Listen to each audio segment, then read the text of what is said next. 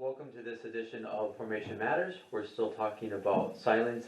Brother Joseph, would you be able to present yourself a little bit? Who are you? Where do you come from?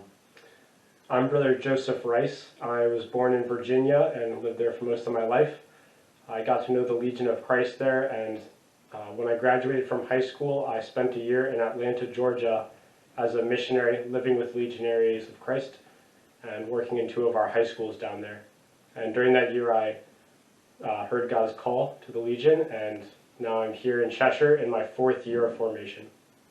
Yeah, fun fact, Brother Joseph doesn't really remember this, but I actually visited his family. He was still there, but he was one of the younger boys when I was working in the DC area.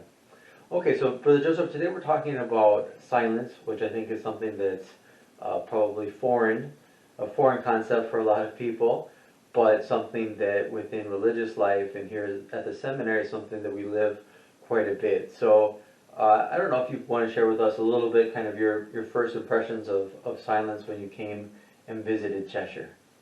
Definitely the first few months were a little difficult, a little strange to be in silence so much of the day, but I really appreciate it after a while, starting to see, first of all, that I could think more deeply and reflect more deeply on my life and what God was doing in my life.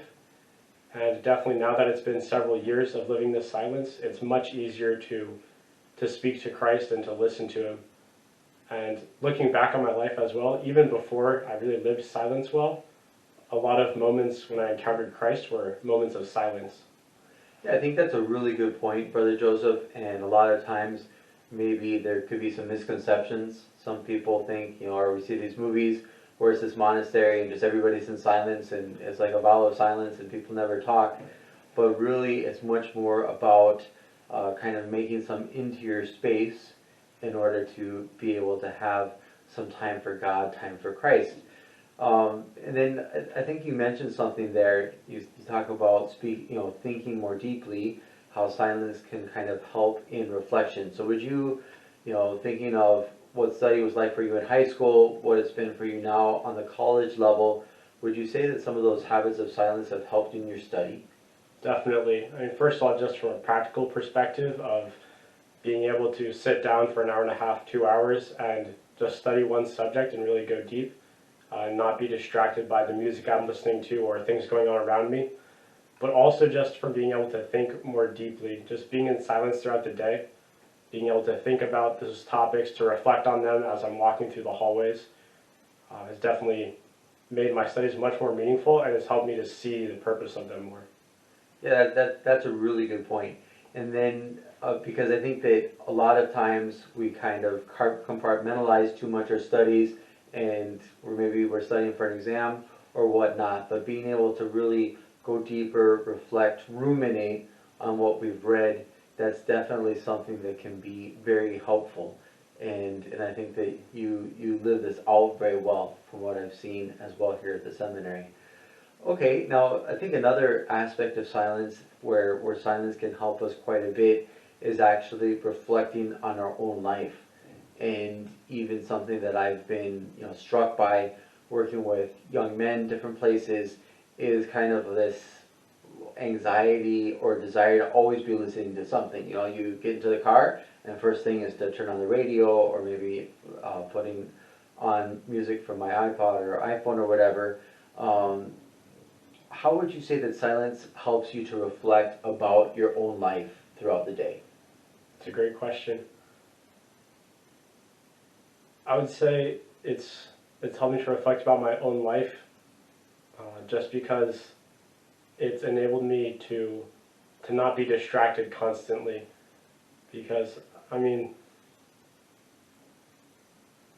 being in the car and not listening to music, especially being alone, it's a really great moment just to talk to Christ and to think about things. And so often, especially in high school, when there were things that I started to think about in my life that were painful to think about, those were oftentimes the moments where I turned on the music or I went to go talk to someone. But being in silence, it's really helpful because there's nothing to go to. I have to think about that thing, and it is very healing. I'm able to go deeper into what that is into my life there. Yeah, I think that's a really good point. I mean, something that I've noticed as well, running, I have to confess, most of the time I am listening to something, or either a podcast or some music trying to help get my mind off of things. But I do notice that when I do take a moment to run in silence, uh, it does make you go a little bit deeper. Or sometimes even there's just kind of this bubble, and you're able to really focus on what is most important. And something that can be uncomfortable about silence a lot of times is precisely something that you mentioned, but it forces us to really face ourselves. And so many times we're kind of running away from ourselves. There's actually a great line from a Clint Black song, which I'm a country music fan, so I get a lot of life lessons out of country music songs. But he says, "Wherever you go, there you are," and it's a tautology. You're kind of saying the same thing twice, but it's also somehow very deep and very profound, because we all have to learn how to encounter ourselves, to get to know ourselves. Okay, and then I think like kind of a third aspect that is interesting, as legionary priests, we're called to engage culture with the values of the gospel, help to bring Christ to other people. And you have a lot of apostolic experience as well from your missionary year, and then here during your novitiate, now during humanities studies.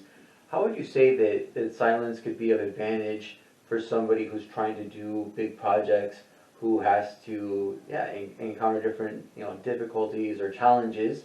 What advantages would you see for silence in the life of a person who's trying to make a difference in the world? Well, one experience I had was planning a retreat one time, and there was a lot that I wanted to do and that the other missionaries wanted to do on the retreat. But there came a moment where we had to decide, okay, well, how are we actually going to do this? And praying in the chapel, being in silence in the chapel, was the moment where I actually said, okay, well, Christ, what do you want from this retreat? And so I think that's the first aspect on the apostle where silence is helpful, being able to see, okay, it's not just what do I need to do, but what does Christ want me to do? What does God want me to do? And to listen to him.